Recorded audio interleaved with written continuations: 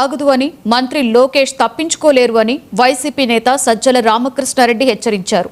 DSC అక్రమాలపై తాము ప్రశ్నిస్తుంటే CM Chandrababu మంత్రి నారా లోకేష్ ఎందుకు స్పందించడం లేదని ప్రశ్నించారు. డిఎస్సిలో అక్రమాలు జరిగిందనే వాస్తవమని, తమ ఉద్యమం ప్రజల్లోకి వెళ్లింది అన్నారు. వైసీపీ శ్రేణులు ఆందోళనకు దిగడంతో చంద్రబాబు ఉలిక్కిపాటుకి గురయ్యారని ఎద్దేవా చేశారు.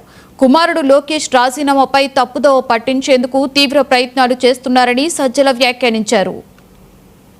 వైఎస్ఆర్ కాంగ్రెస్ పార్టీ టేకప్ చేసిన ఈ ఉద్యమం ఎందుకు నిలబడి రోజు రోజుకు స్పందన పెరుగుతోంది, ప్రజల్లోకి బాగా చొచ్చుకు వెళ్ళిందంటే కారణం ఎందుకంటే ఏమంటే దాంట్లో ఉంది కాబట్టి, దాంట్లో వాస్తవం ఉంది కాబట్టి. ఎస్, ఇది కరెక్టే కదా, ఎందుకు ఆన్సర్ ఇవ్వలేదు ప్రజలు అడుగుతున్నారు, ఎక్స్పెక్ట్ చేస్తున్నారు ఆన్సర్ కాబట్టి.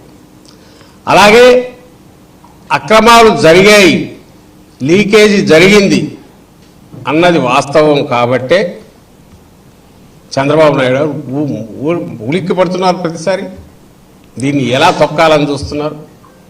తన కొడుకు రాజీనామాకు చేసిన డిమాండ్ పక్కదారి పట్టించడం ఎట్లా అని చూస్తున్నారు. ఏమీ జరగలేదు అనే భ్రమ కల్పించాలనే ప్రయత్నం చేస్తున్నారు. తప్పుడు కేసులు పెట్టిస్తున్నారు, బెదరగొట్టాలని చూస్తున్నారు. అయినా సరే జనం వస్తున్నారు. ఇవన్నీ ప్రూవ్ చేసేది ఏంటంటే జరిగింది వాస్తవం. ఆయన తప్పించుకోలేడు, చంద్రబాబు నాయుడు గారు తప్పించుకోలేరు, ఆయన కొడుకు తప్పించుకోలేడు. వైఎస్ఆర్ కాంగ్రెస్ పార్టీ టేకప్ చేసిన ఈ ఉద్యమం ఎందుకు నిలబడి రోజు రోజుకు స్పందన పెరుగుతోంది, ప్రజల్లోకి బాగా చొచ్చుకు వెళ్ళిందంటే కారణం ఎందుకంటే ఏమంటే దాంట్లో ఉంది.